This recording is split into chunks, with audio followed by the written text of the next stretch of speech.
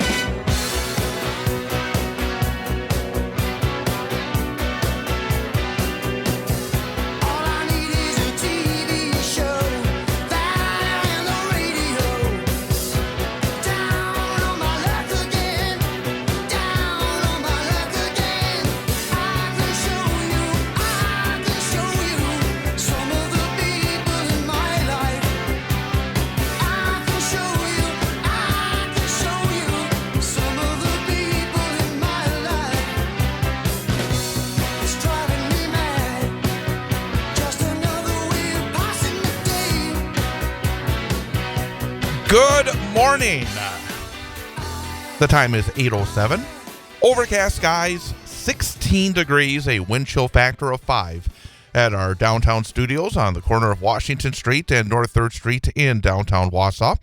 I am Chad Holmes. It is the Friday, December the 6th of 2024 edition of the Chad Holmes Show on 98.9 WXCO, online at WXCO.FM, mobile devices and Alexa by searching WXCO, and on the Civic Media app. Coming up this morning, Brittany Merlot is taking the day off, so she will not be with us at 8:21 as she normally is, but we still have a full slate of activity as coming up at 8:34 this morning, and I hope he's not a little cranky because I know he was up very, very, very late. He was at Ford Field in Detroit last night, and then in the locker room after the game, getting the sound that you'll be hearing throughout the day here on Civic Media, doing his work, putting it all together, and who knows, I'm not even sure he got to bed because he was so busy. It was such a big game, it was such an exciting game, but we'll get the breakdown on what happened last night in Detroit as the Packers fell to the Detroit Lions by a score of 34-31. Our Civic Media sports reporter Mike Clemens will be joining us from Detroit coming up at 8:34 this morning, and really quite a game, and we'll get all the information on what the Packers had to say afterwards in the locker room and from the coach and everybody else. So Mike Clemens joining us at 8:34. And then we will have our general Wisconsin sports segment. I know he has some thoughts on the Packer game last night, but also we'll look ahead to tomorrow's big Marquette, Wisconsin men's basketball game and the Bucks playing better basketball. They have a big one with the Celtics tonight. We'll talk Wisconsin sports with Paul Micklick coming up at 9:20 this morning. And then, of course, we will wrap up our Friday. We'll wrap up our week with our daily history lesson in the final segment of the program. Talk about some of the famous events that occurred on this date in history. Talk about some of the celebrity birthdays. Talk about some of the events that we should acknowledge for today. And then when we get to the final couple of minutes of the show, we have our number for the day. And instead of just giving it to you, we make it a quiz. And we do it with Ian Welsh, our in-studio engineer and producer. And we always seem to have a pretty good run here lately. Pretty good in terms of Ian having at least a passing grade and often winning weeks. As we give him 3 choices every day. And based on the math, I mean, if you just guess, you should get 1 out of 3, just, based on the math. So if you get 33% or better, it's a passing grade. If he gets more right than wrong, it's a winning week. He's had a week where he got 4 out of 5 right, 80%. Still trying for that perfect week of 100%. He's also never had a 0% week. No, I have not. And this week, on Monday, nope, didn't get it right. Nope. On Tuesday, Nope. Did not get it right. On Wednesday, wrong again. Nope. Yesterday, I thought for sure yesterday you're going to come through. Nope, did not get it right. I did not. So 0 for 4. So we already know that it's not going to be a week with a passing grade. And that happens. Your percentage for passing grades is still very, very good. I mean, you've been very, very good in that. Rarely have you had a week where you didn't get a passing grade. But you've gone all the way this week. But the thing about today is, can you avoid the goose egg? Can you avoid the big zero? And that's people hang around. I think this is going to be very, very interesting today. So, absolutely. Stick around. The last moments of our show, just before 10 o'clock, we will find out if Ian Welsh can make the grade. At least get one right this week. But you hear his voice. He is our in-studio engineer and producer. He is Ian Welsh. Ian, good morning. Good morning, Chad. Well, I guess the first thing I have to ask you is that how did it go last night? You were part of the cast of True Magic, and according to your castmates that we had here yesterday, you were the star of the show. You didn't tell me that, but I said he didn't tell me that. About that. I am well, they said you were. The I said everything rotates around your character, so you're the man. But last night was opening night, the first of 3 performances at 7 o'clock at First Presbyterian, correct? Yep, First Presbyterian Church in Wausau. Well, how did it go? Oh, my gosh. We had so much fun last night. For a Thursday night crowd and with a Packer game going on as well, I think we actually had a pretty good turnout of people. We had a pretty decent-sized audience. We got some really good reactions as well, a lot of laughs. As an overall, I think just everybody in the show had a fantastic time, and just we had a lot of great feedback from audience members after the show, and I think we're very excited to have double the fun tonight, our second show. Oh, you're gonna lift it up even a little bit more. Mm-hmm. No, that's fantastic. And again, we don't worry about a Packer game. Well, and the thing about that as well is, I mean, the world can't stop because of the Packer game. That's the way I look at it. I really believe that. I mean, obviously, you probably the schedules for shows probably are made well in advance, and of course, sometimes months in advance. It just happens that it falls where there's a Thursday night Packer game. But in the end, there's some people that still would want to go out, and as we talked about yesterday, I mean, even if they wanted to see the game, I mean, the most exciting part was in the second half, so they didn't miss any of that. So they could go see your show and then watch the game as well. But I'm glad folks came out. I'm glad that it was a terrific performance. But the thing about it is, if folks did not go and see it last night, you can still have 2 more opportunities to do it tonight and tomorrow at 7 o'clock. And we still have plenty of tickets available at the door. If you want to get your tickets at the door, or you can also get them on our River and Woods Facebook page as well. We do have a link on there so you can buy the tickets as well. It's a really fun show. It's a lot of laughs and a lot of heart and a good way to kickstart the holiday season. Absolutely. And my plan is to try to get there tomorrow night because I'm working again tonight. And it's nice to have 3 shows because I worked last night, I worked tonight, and then tomorrow night I work in the afternoon with a game. So then I will be able to be free in the evening and see you and your castmates. And they were very good yesterday. It was really nice to have them in studio and to be able to talk about the program. And I got to share our radio interview with the rest of the cast through a messenger as well. I sent them a link to our episode. I told them the time slot of where the interview starts. So they didn't have to go searching for it. Oh, terrific. Very good. So, again, congratulations on a great start. Best of luck tonight as you continue, and hopefully everything will go fantastic yet again. The show was over, I got to be home just in time for the second half of the Packer game, and boy, was I on the edge of my seat, and so was my dad. And oh my gosh, it was, whew. I really thought the Packers were going to, hold on there because they were getting some good first downs. They were able to push through the defense of the Lions, get some good touchdowns, but then it was just back and forth. I mean, it was like a tie at the end, and then neither team could really slow down the other team very often in the second half. No. And in the end, it just turned out that Detroit had the ball last. I mean, I think that was one of those games where I thought the Packers were going to do the same thing they did with the Bears when they had the field goal to Hampton just block it. But no, it didn't happen this time. I thought they could push it into overtime, but no, It didn't happen this time. Well, it's one of the, I mean, that was, it came down to it. They needed to find a way to get that block kick. But There's again, a reason that the Lions are a tough team and have this 11 wins in a row now. 12, actually. I think they're 12-1 overall. Maybe I'm wrong. Well, they were 11-1 before the game. Right, but they won ended 11 in a row because they won their first game, then they lost their second game, and they've won every game since then. So if they're 12-1, no, so you're right. They have 12 wins overall, but they've won 11 straight. The bottom line, though, is if by chance the Packers play Detroit in the playoffs, I got to think they got to feel confident going in there. They were toe-to-toe. It was one of those games that really could have gone either way. Yeah, they made some big plays.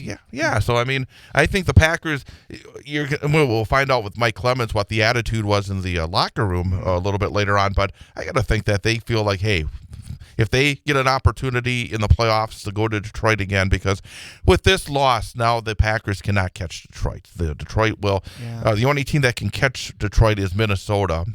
The Vikings the Packers have 3 games in the regular season? What are they now? So it's 4 more. 4 more. Okay. And they still have the next 2 are still at night. This is a weird streak. Correct? What was that? The next 2 games are on Thursdays as well. No, the next game is on actually the next game is, I believe, on a Sunday night, and then they have that Monday night game because I keep remembering that Monday night game because that's where we had the contest months ago where we gave away some skyboxes where on the day after or at the 23rd, I believe it is, when they play New Orleans, we gave away tickets to one of the luxury suites so they don't have to sit outside. So, but the Packers still have a good chance. I think they're in pretty good shape. If they can,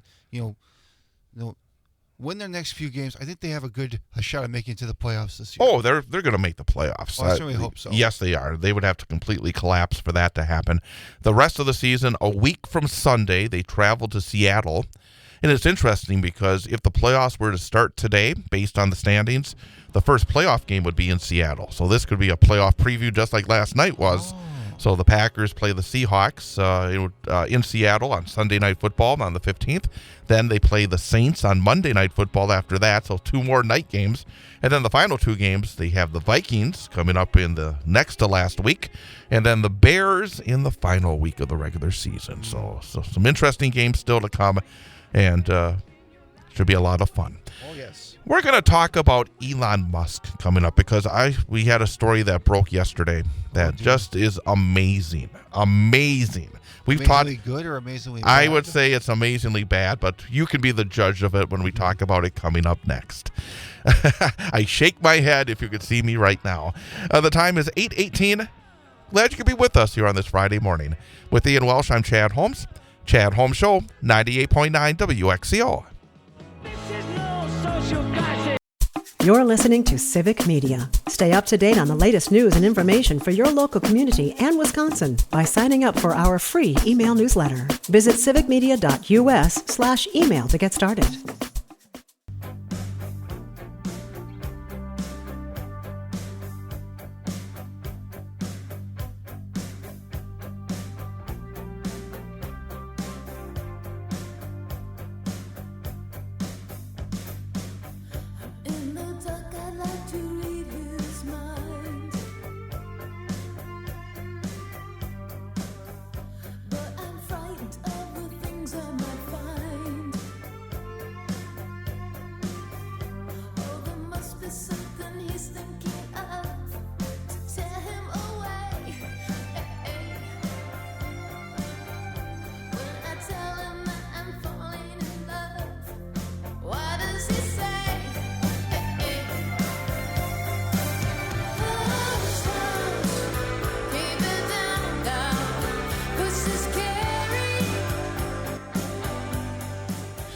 Chad Holmes Show, 98.9 WXCO.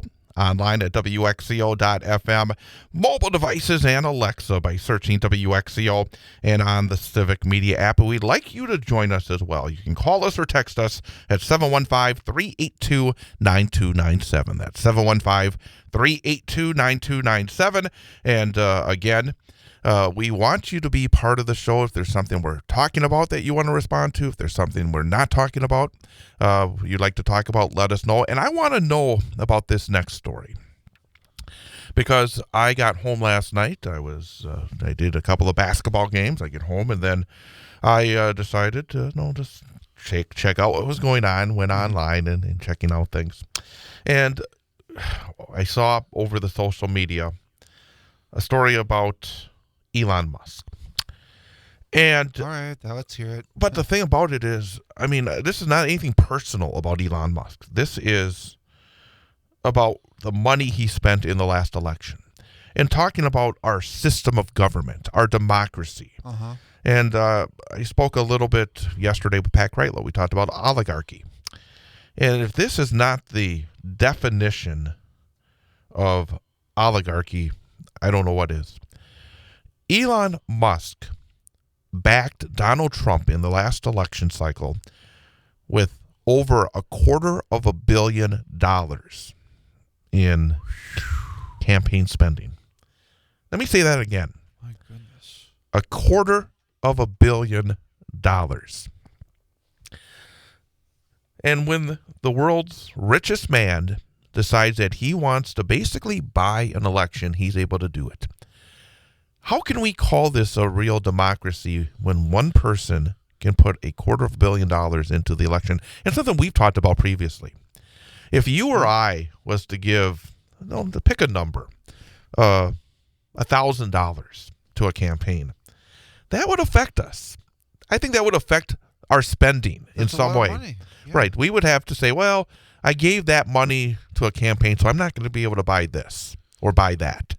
But with a guy like Elon Musk, he could give $250 million plus. And it wouldn't even make a dent in his accounts. It'd be like a drop in a bucket or something. And that's the thing. Do you think that he decided, here today, he's out, doing whatever Elon Musk does on a given Friday. And do you think that, he sees something and he's going to say, well, I can't afford this because I spent over $250 million on the last campaign? No, he's still going to buy whatever he wants to do. No. So, I mean, a man like this can spend, and you don't use this term loosely, unlimited amounts of money and yet not affect his life in one way. But the thing about it as well is about the system of government. The system of government that we live under. And, of course, there has been battles in court whether or not money is freedom of expression, of speech. And we've talked about how there should be a campaign, a finance reform on the amount of money we spend on political ads, because the amount of negative ads we had in this election was incredibly overdone. I mean, there were so many negative ads, and people were paying all these big bucks to put these ads out, and it's like we need to have more regulation about how much money can be put into these political events, because the amount of money that they spend is ridiculous. And the thing as well is the dishonesty, because one of the most brazen moves, according to the New York Times, in this amount of $250 million emerged only yesterday when the filings came out.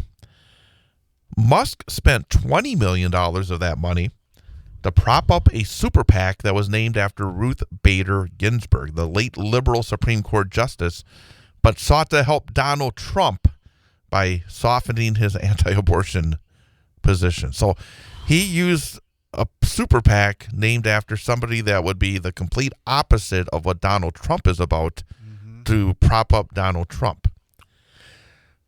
Basically, you had $25 million towards his main PAC, America PAC, main super PAC.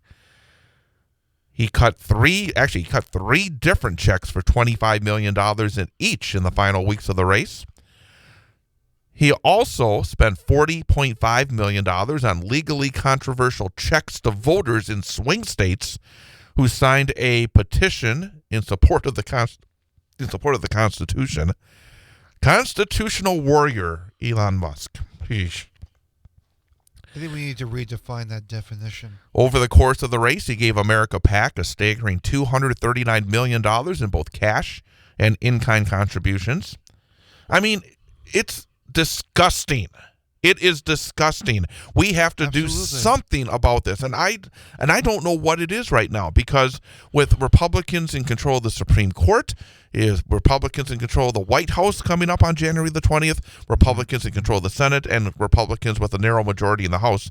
There's no way they're going to change the campaign laws.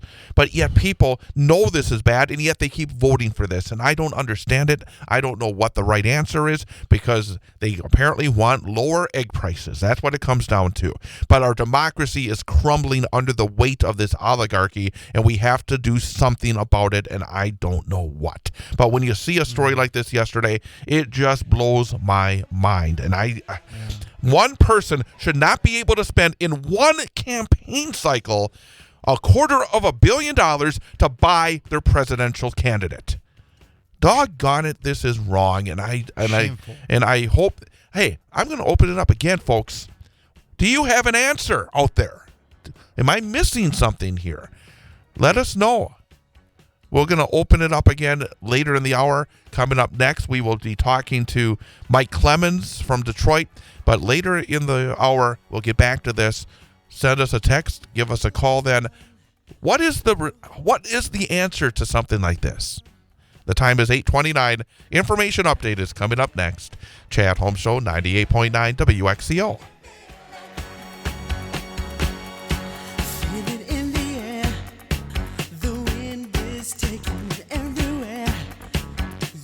You're an organ donor, right? Well, here's a tragic fact. Approximately 20 people die each day waiting for precious donated organs.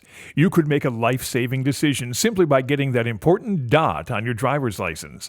That little dot shows those who need to know that you've made a decision to donate organs at a critical time. Go to heroicdeed.com to learn more about the importance of organ donation and how you can make your wishes known. Talk to your family. Get the dot. Save lives. heroicdeed.com.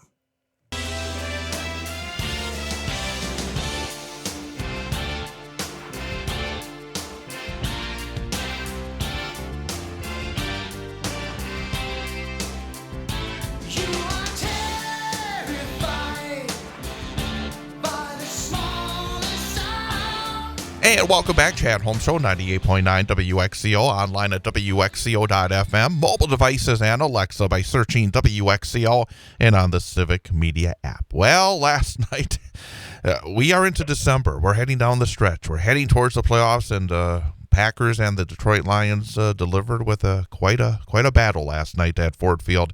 And, of course, our 98.9 WXCO sports reporter Mike Clemens was at Ford Field. He was in the locker room after the game. I don't know if he got any sleep tonight, but we're going to find out as joining us is Mike Clemens. Mike, did you get any sleep after that one last night? Just about an hour and a half, 2 hours. That's about it. But, I get, quite frankly, still a little wound up. It was a great atmosphere there. I'll tell you, Chad, I think this is like the 21st time now I've covered Packers at Lions at Ford Field. And first of all, downtown Detroit in the last 10 years has made quite the transformation. It just new buildings, remodeled buildings, decorations. It's really come along. It's a long way.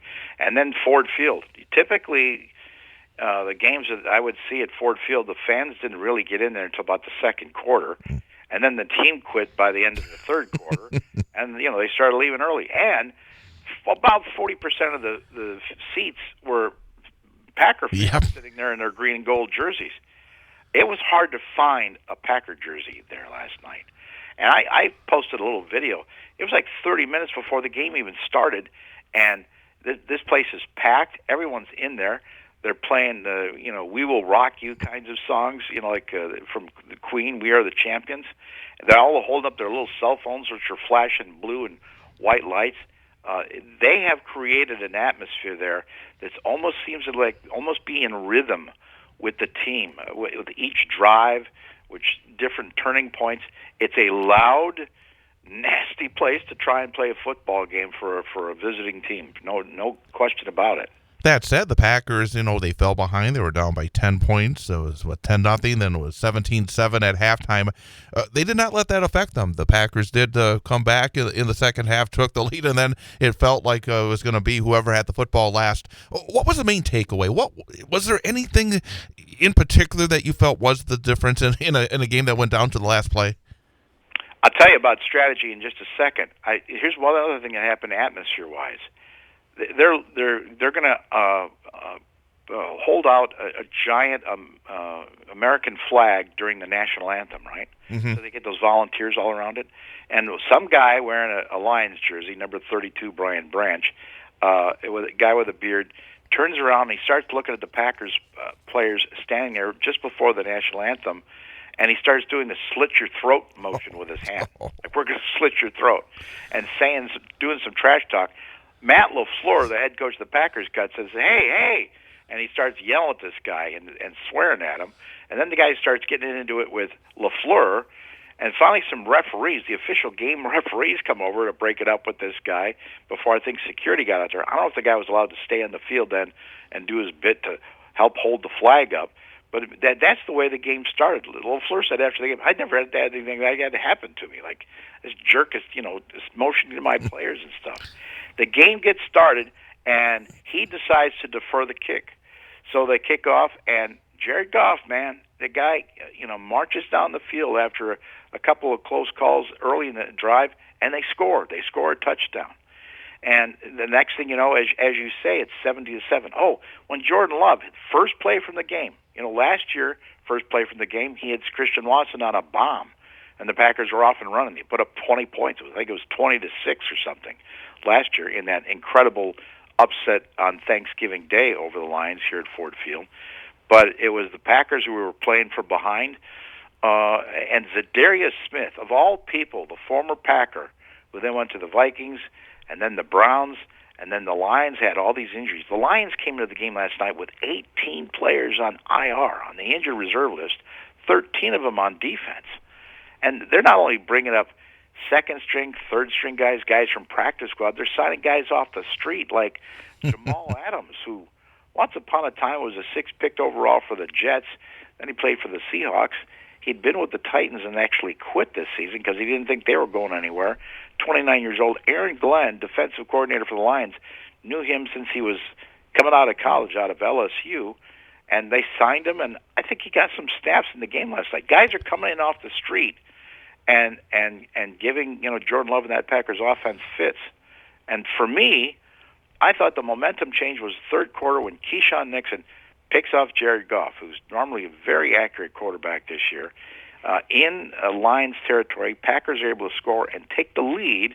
Then I thought, now here's where the Packers can open up the valve and maybe take some shots and get at Jared Goff. No, it went back and forth down to the very end. And then the fourth down call. Were you able to stay up and watch? Yeah. Actually, real quick, Mike, along that line, because I'm sure you remember back in the NFC Championship game where Dan Campbell basically used his style, and in some cases people felt like it may have cost them an opportunity to win that game and go to the Super Bowl after having that big lead. He did it last night where he went for it at their own 30-yard line, and then on fourth down where all I'm thinking is if he does not get it and they don't win that football game, holy cow. I know it's his style, but man, oh man, I thought, he's playing with fire again in a very big game when he was burnt big time in that NFC title game. Yeah. The 49ers were able to take advantage of stopping him twice on fourth down, and some people think that, that Dan Campbell blew the game against the 49ers because of it. Well, he was doing it again last night. He went for it on fourth down 4 times. One time from his own 30. Yep. The Packers stopped him that time, and then Jordan Love and company came out, disbelief, ran a couple of plays and got a touchdown, and so you thought maybe. But at the end of the game, Jared Goff is able to make a couple of completions downfield, some chunk plays, and then they've got it on a 4th and 1, and so he decides to hand off to his power back David Montgomery, who runs off to the right hand side. Goff slips and falls, and still manages to make the handoff without a fumble during that exchange. Still manages to get the ball into the hands of David Montgomery, who finds a little gap and cracks through and gets a 7-yard gain. And now, instead of just kicking a field goal from the 21-yard line, it would have been like a 36, 37-yard attempt, or maybe a little bit further back. They've got it now where they run another play or two, and they kick the field goal with 2 seconds left. It's a walk-off field goal, and Jordan Love is standing there watching without a chance to throw an Aaron Rodgers to Rodgers Hail Mary like it happened years ago. And that's the way the game ends, 34-31 in favor of the Lions, who now have won 11 games in a row. That's a franchise record for them. Back in 1934, 90 years ago, the Lions had won 8 games in a row when their head coach's first name was some guy named Potsy. And in terms of the fourth down thing, they were 4 for 5 on fourth down last night, which also set a franchise record for most conversions on a fourth down. Bottom line, as we look forward, because I think, and I mean, you were in the locker room, I would imagine, though, that the Packers, if they do find their way back to Detroit in the playoffs, I thought, that, you talk about getting that fourth down run. I thought for the most part the Packers against the run were very good. They were able to keep Montgomery in check and everybody for Detroit for the most part. I imagine that there's still got to be a lot of confidence that a third time would be the charm for Green Bay. The Packers, I was looking at Jordan Love, and, well, he's always pretty calm and cool. And, it was as if like it was a week 3 or week 4 loss for them. Like, we got plenty of games left.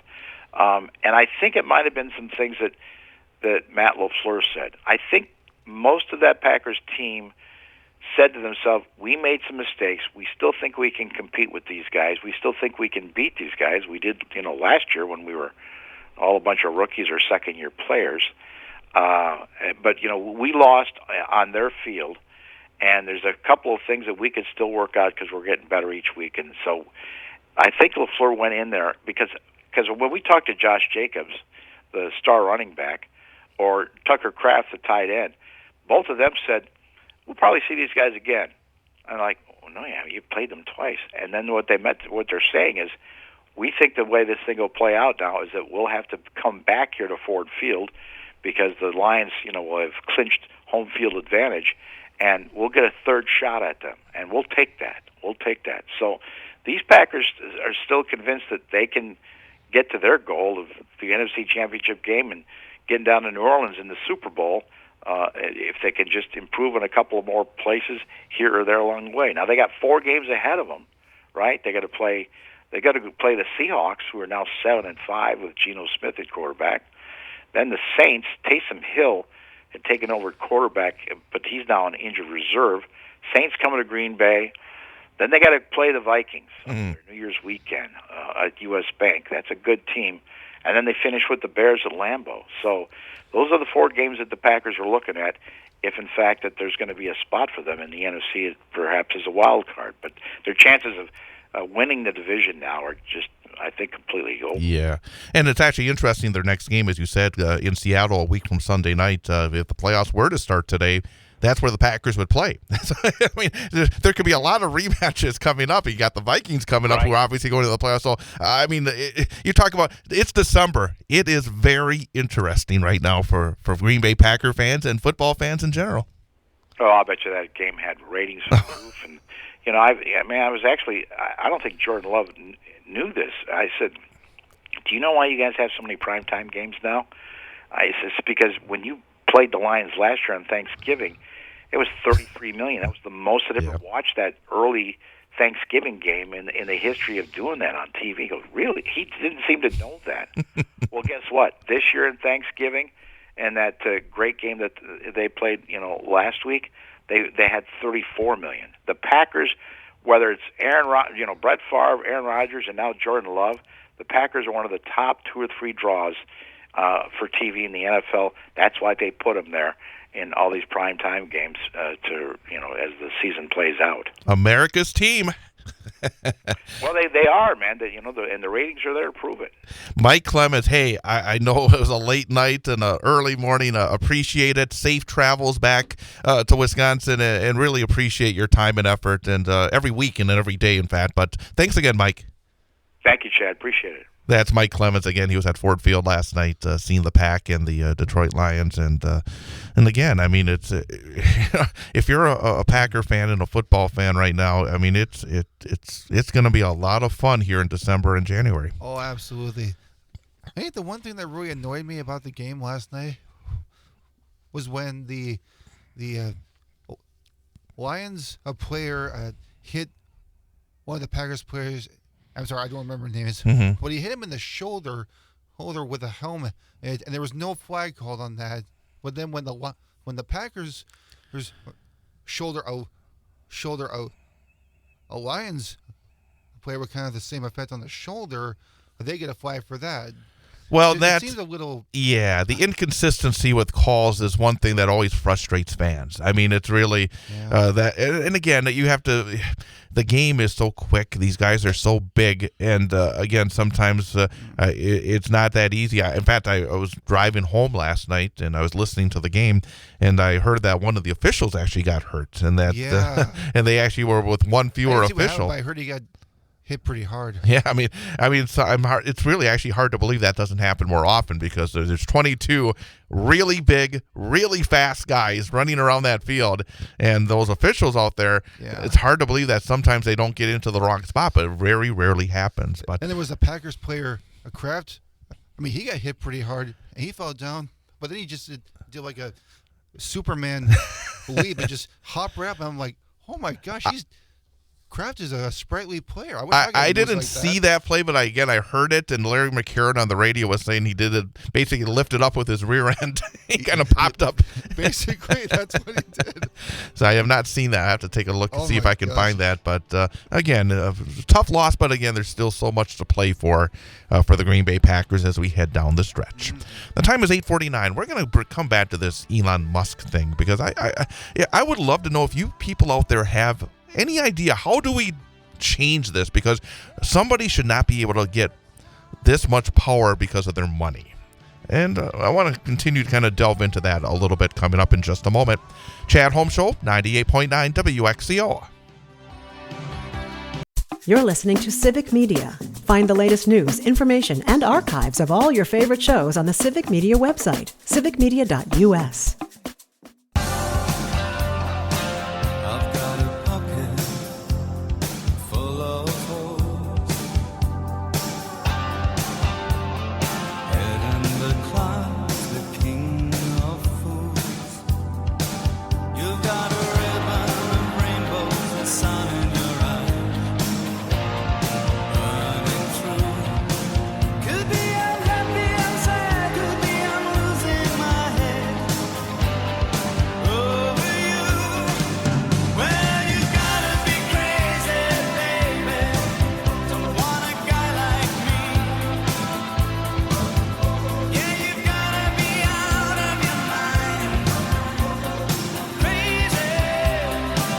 Again, my Donald Trump song. I could hear Donald Trump singing that, saying, "America." This song could be applied to Elon Musk as well. That could be. America, you're crazy to want a guy like me, but they do. He's crazy for wanting to spend all that money. I know it. Or not wanting to. He did it. He didn't have to do it, and he decided that he was going to try to buy democracy. And again, and ever since then, I think Elon Musk feels as though that he has bought his way into the power of the government, because ever since the election, Elon Musk has become a presence at Mar-a-Lago, Mr. Trump's private club in Florida. He has been named to a position where he is supposed to lead an effort to try and trim the size of the federal government.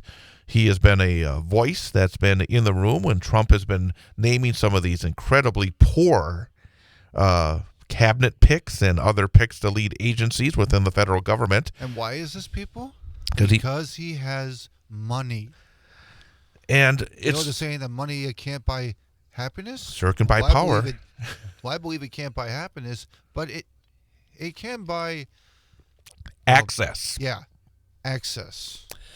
Believe me, anytime Elon Musk makes a call to the White House in the next 4 years, that call's going through.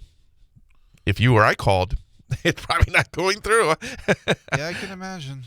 But I mean, again, and the point I keep making as well is the idea where the average person who's a small donor to somebody that they believe in, that say, hey, this is a person that, whether at the local level, whether at the state level, whether at the federal level, is somebody that can do something well, that can help make their lives better, can make their communities better, can make our country better. I gave a grand total of $25 in the last election cycle. That's more than I normally give because I usually don't give money to political campaigns. I'm willing to announce it right here. I made a campaign contribution, and I will I guess I should be completely transparent. I gave $24 to Joe Biden. And you know when I gave $25 to Joe Biden? The day after the disastrous debate. Because I felt like, doggone it, Joe needs a pick-me-up. Yeah. I'm going to give $25 to say, hey, I still think you're okay, Joe. It was a bad night, but you're still okay. But I think that says something very powerful because you don't have like millions of dollars yet. Believe me, I don't. You gave a little bit of your money because you wanted to help President Biden. And I think that says something about your character. And I think that says something about the person that you're giving the money to. Is that you actually wanted to make him feel better and make an impact and help him, and that is more meaningful than just giving millions of dollars to a candidate who doesn't give a crap about you. You know, one other aspect to it, though, is I did not give it expecting something back from it either. Exactly. And I got to believe that when you put in $250 million plus into a very short time frame. I mean, Musk did not start pouring this money in until sometime in the summer. I can't remember exactly when, because he had not announced his official endorsement until rather late on in the campaign cycle. But the bottom line is, I'm trying to figure out where do we go from here, because this should not be. And I'm not just talking about people that gave to the Trump campaign and to the Republicans. It's not good for super wealthy to give incredible amounts of money to the Democrats. Mm-hmm. In fact, I saw a story recently. Ben Wickler, who is the Democratic Party chairman for the state of Wisconsin, is running for the Democratic national chairman. He's known as a guy that's been able to do a wonderful job in terms of party building, but also in terms of raising money. And my thought is, well, I mean, it's great that Democrats actually outraised Republicans during the last campaign cycle, but in the end, money does not ultimately guarantee success, but it also, I think, does guarantee poison going into the bloodstream of our democracy. Absolutely. So there again, has to be regulations for against certain people to give money, and there has to be a limit on the amount of money that can be given to both parties. Unfortunately, when you say there has to be, well, Russ Feingold and John McCain. Well, yes, but I'm just going to make a point here because you're right. You're right in that thought. But John McCain and Russ Feingold, they worked for years on campaign finance reform, and they kept getting stopped by number one, by Mitch McConnell, who was the number one roadblock for all those years. And finally, they did get something through, but then the courts got involved. The Supreme Court of the United States, with its conservative majority, in a case called Citizens United, said, you can't have these limits. And the idea that money equals speech should not be based on how much money you have. We all should have the opportunity to use our voices and our speech in a way for our democracy. And then this oligarchy that has developed, and we see it in Russia, we see it in other areas of the world, it does not lead to good things. Again, it's chipping away at a democracy, people. It's not a good thing. And the thing is, there's hidden aspects. That Ruth Bader Ginsburg PAC, Musk was hidden until these filings came out yesterday. So we find out after the election about this. So again, it is, and the Ginsburg family was bitterly opposed to the ads that had the name under it. So again, it's there has to be pushback. Absolutely. Hey, we got another hour to go. We will be joined by Paul Micklig coming up in the next hour at 9:20, talk some Wisconsin sports, and have a whole bunch more, including our daily history lesson. All coming up on WXCO. The national news cycle never stops, but it can be hard to find news about your local community. Civic Media is dedicated to providing quality local and state news coverage across Wisconsin. With the Civic Media app, you can get notifications about local stories that matter to you and your community. Find the free Civic Media app in your phone's app store and choose notifications from the menu to tell us what kind of news you want to hear about.